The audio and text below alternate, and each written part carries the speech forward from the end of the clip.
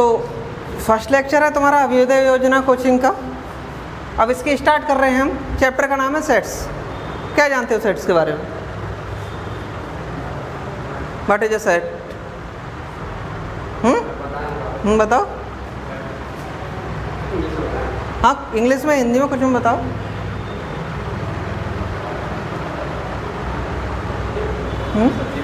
बोलो बोलो, कोई दिक्कत नहीं। Mathematics are set in a well-defined collection of distinct objects. और सर एक बात arrangement of the object in the set does not matter. Simple से छोटी सी बातों में सही है। छोटी सी बातों में बात करें हम तो इतना सा हो गया, a well defined collection of objects. और पहली बात करें जो ऑब्जेक्ट्स की बात करें, ऑब्जेक्ट्स मतलब वस्तुएं हो सकती है, कुछ भी चीज़ हो सकती है, किसी के नाम भी हो सकते हैं, लेकिन वेल डिफाइन होना चाहिए। वेल डिफाइन मतलब वो किसी ना किसी तरह से उसको हम डिफाइन कर सकें। समझे नहीं समझे? कुछ चीज़ें ऐसी होती हैं जिसे हम डिफाइन नहीं कर पाएँ। समझे? अब जैसे वेल डिफाइन की बात करें, जैसे हमारी क्रिकेट टीम की बात करते हैं, सपोज करिए। अब मैं कहता हूँ कि ऐसे बल्लेबाज जिनके 2000 से ज़्यादा वनडे में रन हैं, तो जानते हैं कितने लोग हो सकते हैं?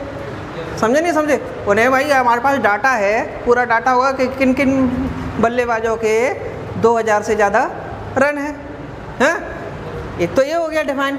मैंने यहाँ पे वेल डिफाइन है या नहीं, ये वाली बात बताओ। इसे डिफाइन कर सकते नहीं कर सकते? इसे डाटा को कलेक्ट कर सकते नहीं कर सकते? अब मैं दूसरा एक क्वेश्चन बोल रहा हूँ तुमसे। मैं बोल रहा हूँ कि इंडियन क्रिकेट टीम में जो अच्छे क्रिकेटर हैं उनको बताओ। हाँ, ये डिफाइन है या नहीं? हाँ, अब अच्छे की क्या क्राइटेरिया है? इसको कोई डिफाइन नहीं कर सकता भाई। जो भी बल्लेबाज इंडियन क्रिकेट टीम में गया है वो अच्छा है, उसे हम बुरा क्यों कहेंगे? समझे नहीं समझे? और किस आधार पे हमें अच्छा कहना है? भाई बल्लेबाजी के अकॉर्डिंग अच्छा कहना है, बॉलिंग के अकॉर्डिंग अच्छा कहना है, कैरेक्टर के अकॉर्डिंग अच्छा कहना है, तो वो डिफाइन की बात होती है। तो वेल डिफाइन होना चाहिए। और ऑब्जेक्ट्स, और यहाँ पे ऑब्जेक्ट्स का मतलब है एक से ज़्यादा। समझे? और जो इसने बोला था डिस्टिंक्ट, डिस्टिंक्ट मतलब अलग अलग, एक दूसरे से मैच करते हुए नहीं होने चाहिए। सेट्स का ये खासियत होती है कि जो भी सेट्स होते हैं ज़्यादा इस कर्ली ब्रैकेट में लिखे जाते हैं। किस में लिखे जाते हैं?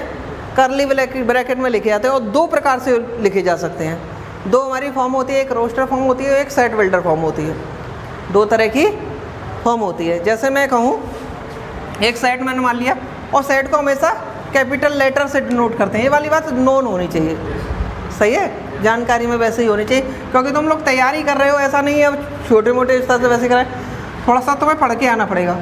सेट को हमेशा कैपिटल लेटर से डिनोट किया जाता है, ठीक है। और जो ऑब्जेक्ट हैं वो कर्ली ब्रैकेट में रखे जाते हैं। ये इस वाले ब्रैकेट को बोलते हैं कर्ली ब्रैकेट, हिंदी में बोलते हैं इसे मझला कोष्ठक, ठीक है। इसमें रखे जाते हैं। और इसमें जो ऑब्जेक्ट होंगे उन्हें हमेशा कैसे रखते हैं हम? स्मॉल लेटर के रूप में लिखते हैं, ठीक है। सपोज करो, देखो जैसे मैंने एक सेट बनाया, एक्स सच दैट एक्स बराबर 2n, n हमारा कहाँ से कहाँ तक है? n is less than 10। n हमारा क्या है? n हम कह सकते हैं n बिलोंग किस कर रहा है? Capital n। अब ये हमारी ये फॉर्म हो गई। इसका मतलब क्या है? ये कहना चाह रहा है कि a में ऐसे ऑब्जेक्ट है, x मतलब ऑब्जेक्ट है, कैसे हैं कि x बराबर 2n, और n की वैल्यू कहाँ तक रखनी है? हमें 10 तक रखनी है, 10 तक। और n किस डिनोट करता है? Capital n। और कैपिटल n होता क्या है? कैपिटल n का मतलब होता है नेचुरल नंबर, और नेचुरल नंबर किससे स्टार्ट होते हैं? 1 से स्टार्ट होते हैं। 1 2 3 4 5 6, ठीक है। तो ये हमारा सेट बिल्डर फॉर्म हो गई, ठीक है। यदि इसे हम रोस्टर फॉर्म में लिखें तो सबसे पहले हम n बराबर क्या रखेंगे? 1 रखेंगे। तो 1 रखेंगे तो 2 1 हम 2, कॉमा n बराबर क्या रखेंगे? 2 रखेंगे, 2 दूनी 4, n बराबर क्या रखेंगे? 3, 6 8 10 12, n की वैल्यू 10 तक रख रहे हैं। 14 16 18 और समझे नहीं समझे? तो एक ही सेट को हम दो तरह से डिफाइन कर सकते हैं। क्लियर हुआ? अब इसमें कुछ और बात आती है। जैसे मैं कहूँ, कुछ चिन्हों के बारे में जानकारी देता हूँ। मैं कहूँ कि ये 3 बिलोंग कर रहा है ए को, ये सही है कि गलत है? ये वाला चिन्ह करता है बिलोंग, इसे क्या बोलते हैं?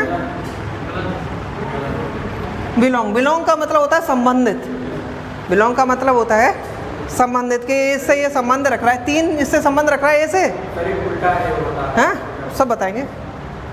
3 ए से संबंध रख रहा है, 3 इसमें है कहीं नहीं है, तो इसका मतलब ये नॉट बिलोंग, इसे बोलते हैं नॉट बिलोंग। ऐसे काट दिया जाए तो नॉट बिलोंग, और ना काटा जाए तो बिलोंग। मैं पूछूं कि 4 बिलोंग कर रहा है ए को, कर रहा है। समझे नहीं समझे? मतलब 4 इसमें है या नहीं है, ये कहने की मतलब है। समझ में आ रहा है नहीं आ रहा है? इसे बोलते हैं बिलोंग। और जो इस चिन्ह की बात करते हो, इसे बोलते हैं फॉर ऑल। क्या बोलते हैं? फॉर ऑल, सभी के लिए। कैसा चिन्ह है? For all. और ये जो ये वाला चिन्ह है वो है सच दैट। सच दैट मतलब मैंने बताया था एक बार, इस प्रकार। क्लियर हुआ ना? समझे? तो कुछ नोट करते करोगे तो बताओ, साथ के साथ नोट करते जाया करो यदि करने वाला चीज़ हो। कुछ सेट को हम डिफाइन कर रहे हैं, ठीक है? जैसे हम बात करें एन, नोटेशन बताते हैं। एन क्या है हमारा? एन है set of natural number. Set of natural number, ठीक है? क्यों? क्यों क्या है? Set of rational number. ध्यान रखना, इनका यूज डायरेक्ट किया करेंगे हम कि x belongs to n, x belongs to q, इस तरह से पूरा नहीं लिखा करेंगे। समझ में आया? दूसरी बात आती है QI ऐसे लिखा हो, तो इरेशनल नंबर को नोट करता है। Set of irrational number.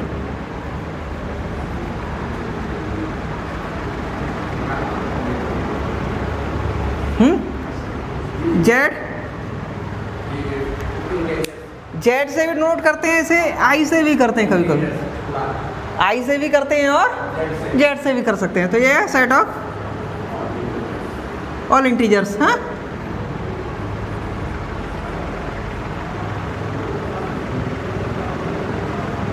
अब आप बात करोगे तुमने कि सर आपने इसमें ऑल लिखा, बाकी में तो ऑल लिखा ही नहीं है।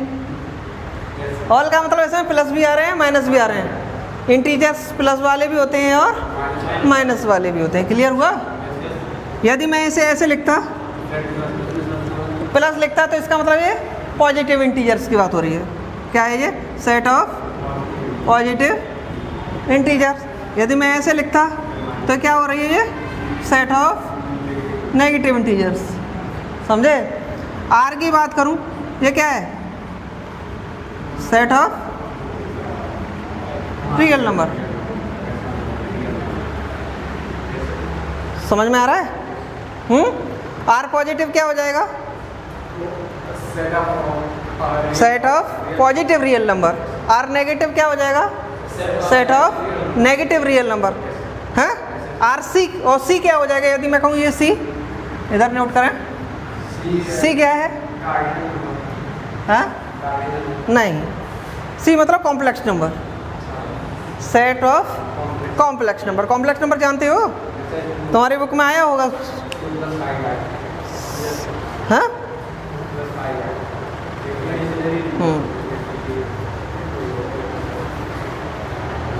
क्लियर हुआ ना? यहाँ तो कोई दिक्कत तो नहीं है। तो इसे डायरेक्ट नोट करेंगे। एन की बात हो रही हो तो इसका मतलब वो नेचुरल नंबर है। नेचुरल नंबर क्या होता है? जो 1 से स्टार्ट होते हैं, इन्फाइनाइट तक जाएं। क्यू मतलब क्या होता है? पी अपॉन क्यू के रूप में। जो पी अपॉन क्यू के रूप में हो, where Q is not equal to 0। Clear? Irrational number जो पी अपॉन क्यू के फॉर्म में ना हो। आई और जेड इंटीजर्स 1 2 3 4 5 -1 -2 -3 -4 -5 जीरो को इंक्लूड करके, ठीक है। जेड पॉजिटिव मतलब जेड पॉजिटिव की बात करें तो 1 से लेकर, जेड पॉजिटिव का मतलब हो गया ये किसकी बात कर रहे हैं हम, नेचुरल नंबर की बात कर रहे हैं। हाँ हाँ समझे, जेड पॉजिटिव मतलब नेचुरल नंबर, क्लियर हुआ। जेड नेगेटिव मतलब नेगेटिव नेचुरल, हाँ नेगेटिव वाला हो जाएगा। आर मतलब तुम जानते ही हो। अब बात करें आर को थोड़ा डिफाइन करते हैं, आर होती क्या है, what is a real number. वो तो खैर मैंने बताया था तरीका कि इसे कैसे पहचानते हैं रियल नंबर है या नहीं, ठीक है। जो आर होती है, जैसे तुमने 7th 8th में पढ़ा होगा, ये वाली लाइन पढ़ी होगी तुमने, नंबर लाइन। ये 0 होता है, यहाँ से ऐसे लिखते हैं -1 -2 -3, ये 1 ये 2 ये 3, तो ये तो हमारी इंटीजर्स वाली लाइन है, ठीक है। अब ये सोचो यहाँ पे कि 0 और ये 1 है, इसके बीच में भी तो कुछ होंगे। कितने नंबर हो सकते हैं इनके बीच में, मैंने मान लिया केवल इतने की बात कराएं, 0 और 1 के बीच में कितने नंबर हो सकते हैं, 0 और 1 के बीच में कितने नंबर आ सकते हैं, केवल 9 आएंगे, है 0 और 1 के बीच में।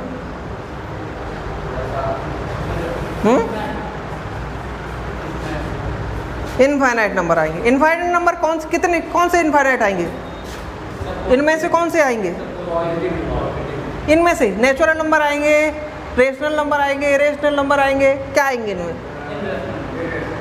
Irrational number. इसके बीच में 1/2 आएगा नहीं आएगा, 1/2 इरेशनल है, 1/2 इरेशनल है, 1/2 भी तो आ रहा है इनके बीच में। 1/2 रेशनल है या इरेशनल, रेशनल है, तो अभी कैसे कह सकते हैं तुम कि रेशनल नंबर आएंगे। तो ध्यान रखना किसी भी लाइन में जो हमारी नंबर लाइन होती है, ये इस नंबर लाइन के किसी एक पार्ट को बोलते हैं, इसे बोलते हैं इंटरवल। ये तुम आगे आके पढ़ोगे, क्या पढ़ोगे, इसे बोलते हैं हम इंटरवल। इंटरवल 2 प्रकार के होते हैं, एक क्लोज इंटरवल और एक ओपन इंटरवल, समझे नहीं समझे, क्लोज इंटरवल और ओपन इंटरवल। अब किसी भी, जैसे अब इसकी बात करें 0 और 1 के बीच की बात करें, तो 0 और 1 के बीच में बेटा इनफाइनाइट नंबर होंगे, रियल वो रेशनल एंड इरेशनल नंबर। मैंने ये बिंदी दिखा दी, मैंने मान लिया इरेशनल है और जो लाइन खींची है वो रेशनल है। ध्यान रखना जो रियल लाइन है, रियल लाइन के किन्हीं 2 पॉइंटों के बीच में इनफाइनाइट नंबर होंगे, रेशनल एंड इरेशनल नंबर, और क्या होंगे, अल्टरनेट में होंगे, एक के बाद एक हमारा रेशनल है तो अगला वाला इरेशनल होगा, जस्ट उसके पास वाला, फिर उसके पास वाला रेशनल होगा, फिर इरेशनल होगा, लेकिन हम डिफाइन नहीं कर सकते कितने होंगे, इनफाइनाइट होंगे, समझे नहीं समझे। तो अब बताओ इस इतनी बड़ी नंबर लाइन में कितने होंगे नंबर, इतने से पोर्शन में इनफाइनाइट है, इनफाइनाइट रेशनल है एंड इनफाइनाइट इरेशनल है, तो पूरी नंबर लाइन में पूरी नंबर लाइन में तो और ज़्यादा हो जाएंगे ना, हैं, समझ रहे नहीं समझ रहे हो। तो ये सारा मैटर है, अभी मैंने तुम्हें बता ही दिया, तो थोड़ा इंटरवल के बारे में बता देते तुम्हें, सब बताएंगे ना, तसल्ली तो कर, हैं, कार्डिनलिटी भी बताएंगे, क्यों परेशान हो रहे हो भैया, हैं, कार्डिनल नंबर क्या होता है बताओ, चल, अरे तो धीरे धीरे बताएंगे, तसल्ली तो आने तो दे, हैं। तो देखो ओपन इंटरवल,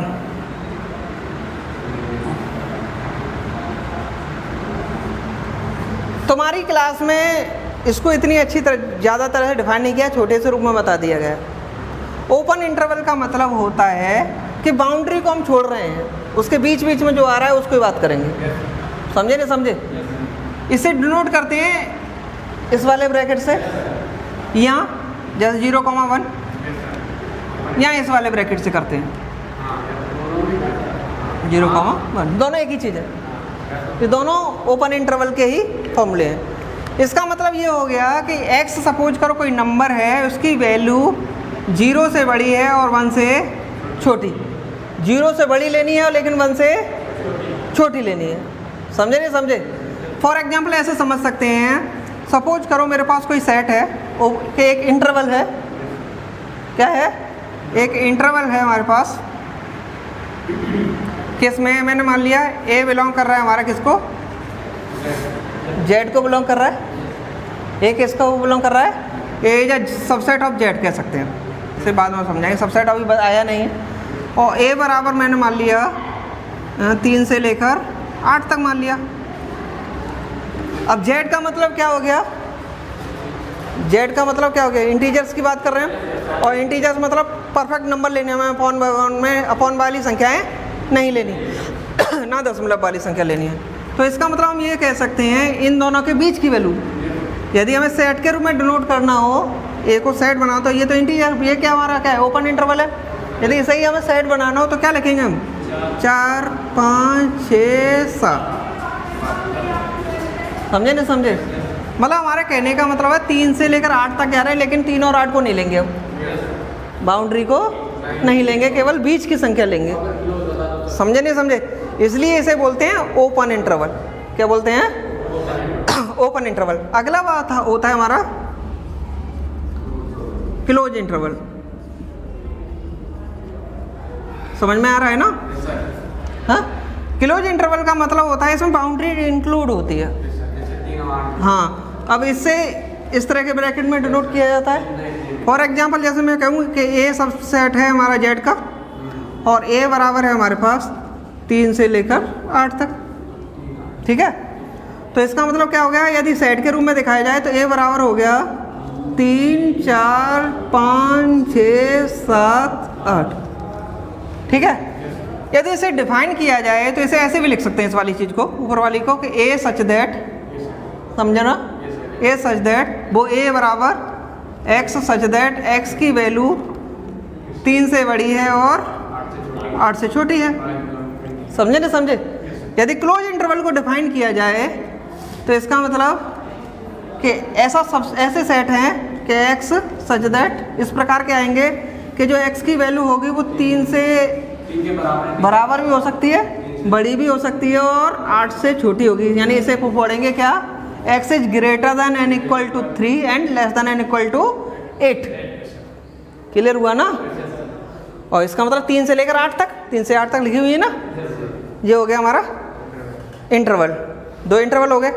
एक सेमी क्लोज होता है, सेमी ओपन होता है, मतलब एक तरफ से क्लोज हो, दूसरी तरफ से ओपन हो, वो इसी के पार्ट में है, ठीक है। जैसे सेमी क्लोज कह सकते हैं, यहाँ सेमी ओपन, वो दोनों यही नंबर है उनके, हाँ। मिटाना इसे, लिखे हो, अरे तुम होशियार हो यार, हैं, होशियार बच्चे हो। अब जैसे बात करें सेमी ओपन या क्लोज इंटरवल है। अब जैसे फॉर एग्जाम्पल हमारे पास इस तरह से दे रखा है, इसका मतलब क्या है, इसका मतलब कहाँ से कहाँ तक लेंगे, कहाँ तक लेंगे, 3 4 5 6 7। जब ए हमारा क्या हो, किसे बिलोंग कर रहा हो, जेड को बिलोंग कर रहा हो, समझे नहीं समझे, मतलब उसकी बाउंड्री, हाँ। इधर से बाउंड्री ली है लेकिन इधर से बाउंड्री नहीं ली है। इसका डिनोटेशन कैसे हो जाएगा, इसे कह सकते हैं x such that x is greater than and equal to 3 and less than 8। समझे नहीं समझे, एक तरफ से खुला है, एक तरफ से बंद है।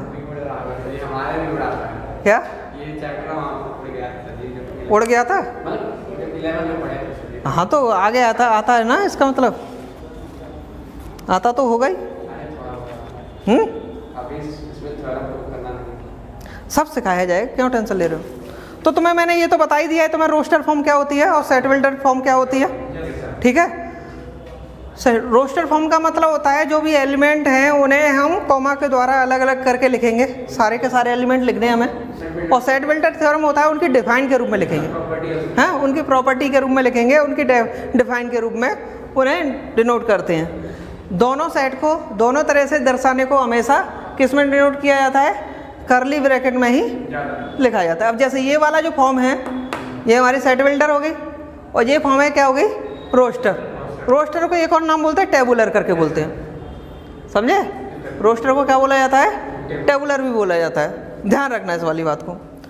अब सेट की कुछ खास बात ये होती हैं। सेट हमारा ये कहता है कि कोई भी रिपीटेशन वाला नंबर नहीं होना चाहिए।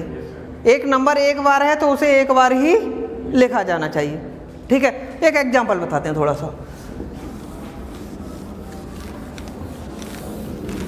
समझ में आ रहा है ना, मजा आ रहा है गणित में, हैं? पहले से ज़्यादा कैसे आ जाएगा भाई, तुम 11 में पढ़ के आए हो। हाँ चलो, जैसे फॉर एग्जांपल मैं कहूँ कि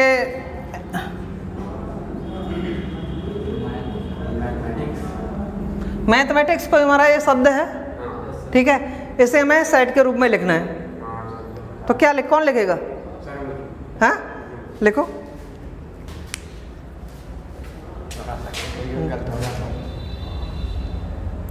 ऐसे लिखो जैसे कैमरे में आओ लिखते हुए।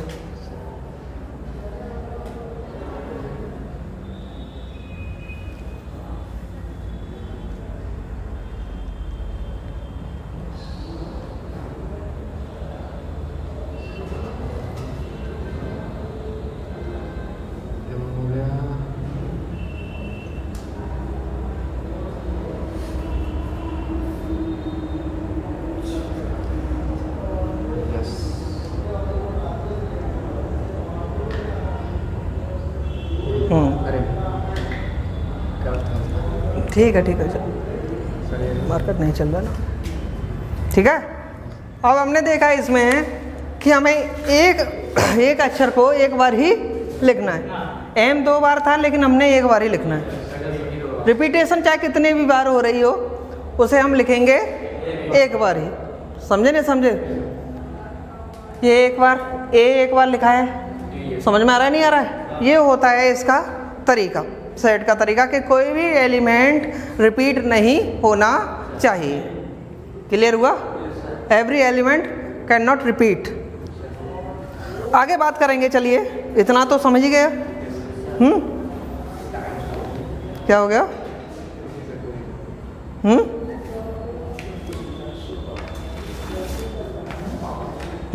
टाइप्स ऑफ सेट की बात करते हैं। मिटा देते ना।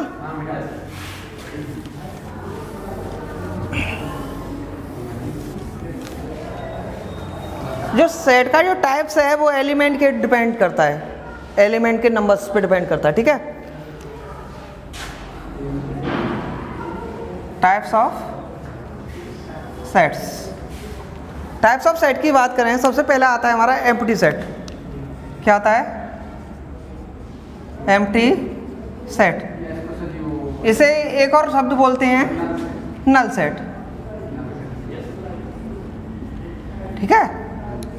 एम्प्टी सेट का मतलब ये हो गया कि एक ऐसा सेट जिसमें कोई भी एलिमेंट ना हो, एक ऐसा सेट जिसमें कोई भी एलिमेंट ना हो, उसे बोलेंगे हम एम्प्टी सेट। इसको डिनोट करते हैं, एम्प्टी सेट का मतलब होता है नो एलिमेंट इन सेट। हाँ, कोई भी सेट में कोई एलिमेंट ना हो, इसको डिनोट किया जाता है सदैव फाई से। इसे क्या नाम, इसे बोलते हैं फाई। क्या बोलते हैं, फाई। जब भी फाई आ जाए, और यहाँ इसे भी डिनोट करते हैं, फाई इक्वल टू होता है, मतलब इसके बीच में कुछ नहीं है, केवल ब्रैकेट है, कोई एलिमेंट नहीं, ठीक है। ये मत कर देना कि फाई इक्वल टू ऐसे लिख दो कि सर जीरो भी तो कुछ नहीं होता है, जीरो अपने आप में एक नंबर है, तो ये क्या हो गया, ये एम्प्टी सेट नहीं है। समझे नहीं समझे, खाली होना चाहिए, ठीक है। फॉर एग्जाम्पल बात करें, एम्प्टी सेट का एक एग्जाम्पल बताओ, बता सकते हो। जैसे मैं मालूम कि जब भी ये बता रहे थे, हाँ, जैसे कि x² + 1 = 0 और x belong to r, x belong to r, ये होता है। चलो सही है। अब जैसे मैं एक सिंपल सा एग्जांपल बताता हूँ तुम्हें, ठीक है। हमने मान लिया कि x बिलोंग कर रहा है, किसे कर रहा है, नेचुरल नंबर को कर रहा है, और जो x की वैल्यू है वो 3 और 4 के बीच में।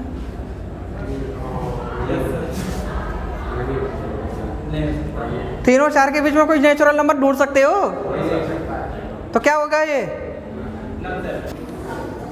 एम्प्टी सेट या नल सेट। अगले की बात करते हैं हम, सिंगलटन सेट। एक एग्जांपल जैसे वो भी बता सकते थे जैसे तू कह रहा था। बोल। एक एलिमेंट होता है, हैं? केवल एक एलिमेंट होता है। एक एलिमेंट होता है बस। अब बात आती है singleton set.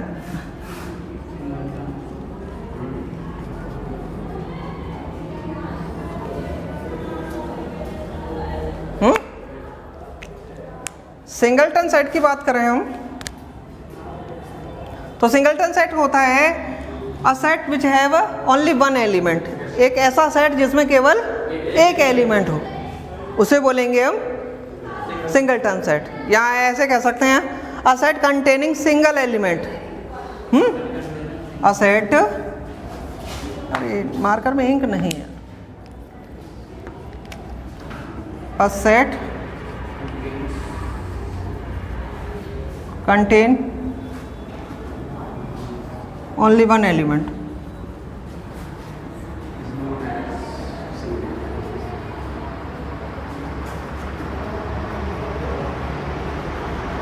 Known as singleton set. ठीक है। फॉर एग्जाम्पल हम कह सकते हैं, फॉर एग्जाम्पल जैसे एक एग्जाम्पल बनाते हैं। कौन बनाएगा एग्जाम्पल? एक एग्जाम्पल बना लो। जैसे ए कोई सेट है, ए कोई सेट है x such that x is greater then 3 and less then 5 है। और ये मान लिया एक्स बिलोंग कर रहा है हमारे नेचुरल नंबर को। इस पर डिपेंड करता है, ये देखना पड़ेगा तुम्हें। हाँ हाँ, तो इसका मतलब ऐसे यदि ये क्या हमारी कौन सी फॉर्म है? सेट बिल्डर फॉर्म है। यदि इसे उसे डिनोट किया है तो 3 से बड़ा, 4 से 5 से छोटा क्या होता है? क्या? एक ही एलिमेंट तो आया, which is a singleton set.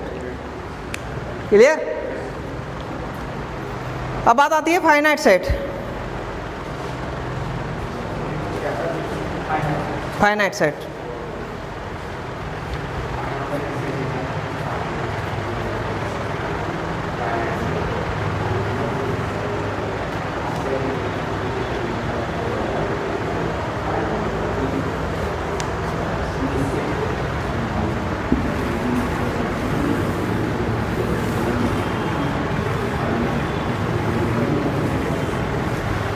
Finite set को क्या बोलोगे बताओ? नंबर ऑफ एलिमेंट्स मतलब फाइनाइट। फाइनाइट मतलब क्या होता है? मतलब कि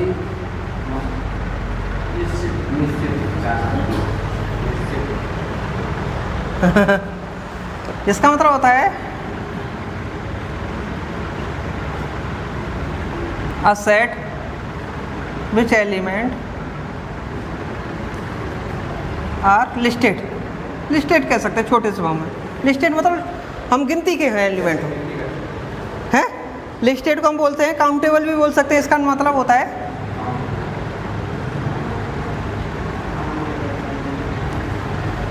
ठीक है, मतलब एक ऐसा सेट जिसके एलिमेंट को हम गिन सकें, है काउंटेबल हो, उसे क्या बोलेंगे हम? Finite set. हाँ, अब जैसे फाइनाइट की डेफिनेशन करें हम, फाइनाइट का कोई उदाहरण बताओ।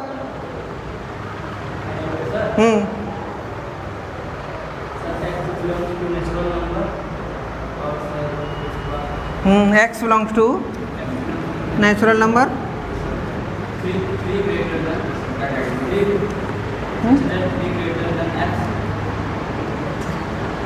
एक्स उल्टा बोल रहा है यार, एक्स इज ग्रेटर देन 3।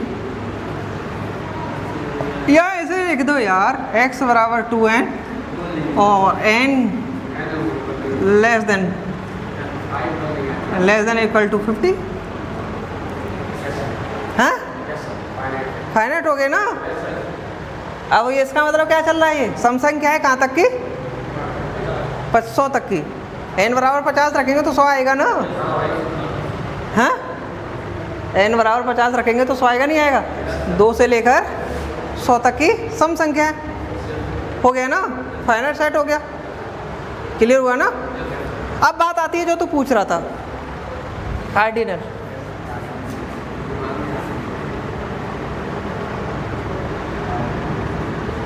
हैं, cardinal number of finite set.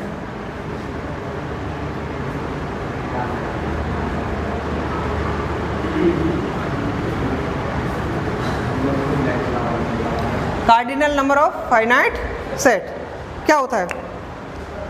Cardinal number का मतलब होता है number of element in a set.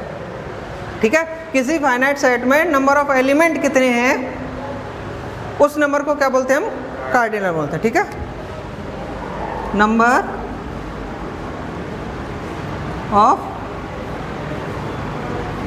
Element in finite set. ठीक है, इसे डिनोट करते हैं, जैसे मान चलो इसे ए से, नंबर ऑफ ए से डिनोट करते हैं एन ए। अब जैसे ए था, ऊपर वाले एग्जांपल की बात करें, ए बराबर इतना था। अब ये बताओ इसका एन ए कार्डिनल नंबर कितना होगा? इस वाले का नंबर ऑफ एलिमेंट कितने होंगे इसमें? 98 कैसे होंगे? 50 ही होंगे यार, 50 होंगे। यहाँ पे देखो 2 से लेकर 100 तक है, 2 से लेकर 100 तक सम संख्या लिखेंगे तो 50 नंबर आएंगे नहीं आएंगे? तो नंबर ऑफ एलिमेंट कितने हो गए? 50। यही होता है हमारा कार्डिनल नंबर। हाँ हाँ, समझ में आया? कोई दिक्कत तो नहीं, डाउट तो नहीं है? चल तो अच्छी बात है? हाँ,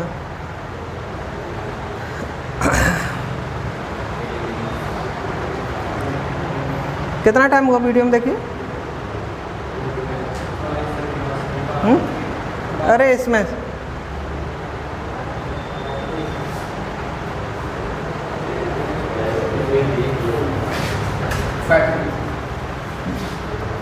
चलो 5 मिनट करता हूँ। यहाँ तक कोई दिक्कत तो नहीं है? कोई डाउट? कोई डाउट नहीं है? चलो अच्छी बात है, डाउट नहीं है तो। हाँ बताओ, एक एग्जांपल और बताएं इसका, कार्डिनल नंबर का। अब जैसे सपोज करो हमारे पास कोई सेट है एक्स सच दैट, अब कोई भी सेट बना दो इसमें,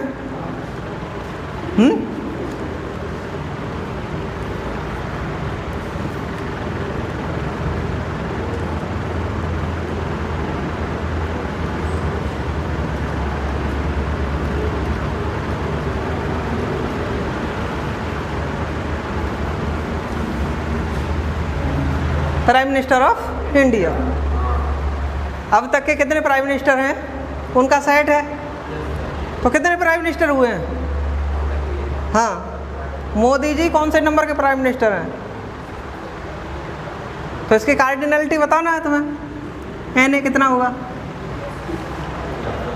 है भाई, शुरू से गिनना तो पड़ेगा ना। सबसे पहले प्रधानमंत्री कौन थे?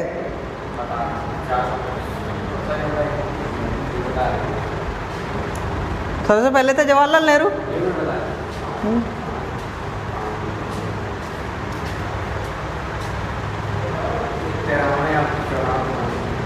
क्लियर बताओगे यहाँ का मतलब क्या है? इसका कार्डिनल नंबर पता करके आना है। ठीक है, ऐसे ही ये प्राइम मिनिस्टर की बात करी, ऐसे ही हम राष्ट्रपति की बात करेंगे।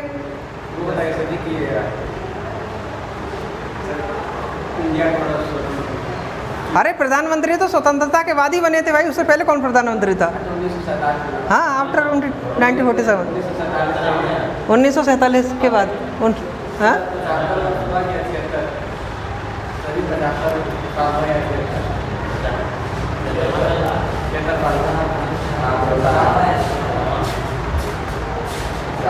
ऐसे मत देखे, ऐसे भाग लेने से कुछ नहीं होगा। हाँ, लगभग का मतलब नहीं है। हाँ, गिनती से ही पता चलेगा भाई। एक एक प्रधानमंत्री 2 बार भी तो बन गया है, फिर क्या करेगा? तो एक प्रधानमंत्री 2 बार का कार्यकाल हो, तो जैसे हमारे मोदी जी का ही दूसरा कार्यकाल है कि नहीं है? तो एक बार ही तो गिना जाएगा उस बंदे को, हैं? हमने क्या बताया कि सेट में क्या होता है, एवरी एलिमेंट को सिंगल टाइम गिना जाता है, यही होता है ना? तो इसे बता करके आना, ठीक है। इनफाइनाइट नंबर तो तुम जानते हो, इनफाइनाइट सेट, हाँ, एक ऐसा सेट जिसके जो एलिमेंट है वो लिस्टेड ना हो या काउंटेबल ना हो, उसे क्या बोलेंगे? इनफाइनाइट सेट बोलेंगे। उसके बाद आता है इक्विवेलेंट सेट। इक्विवेलेंट सेट क्या आता है? देखो 2 सेट हैं, एक है इक्विवेलेंट सेट,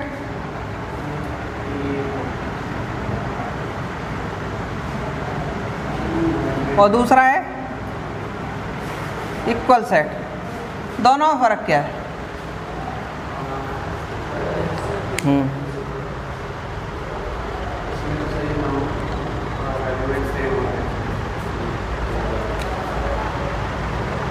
इक्विवेलेंट और इन दोनों में क्या फ़र्क है?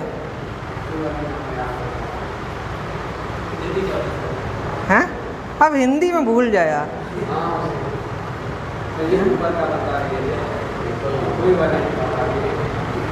हैं? अच्छा देखो 2 सेट बनाता हूँ, हैं? एक सेट हमने बनाया ए, इधर देखना, एक तो मार्कर में इंक नहीं है यार। ए कोई सेट है A X such that X greater than N 1। दूसरा सेट बनाया मैंने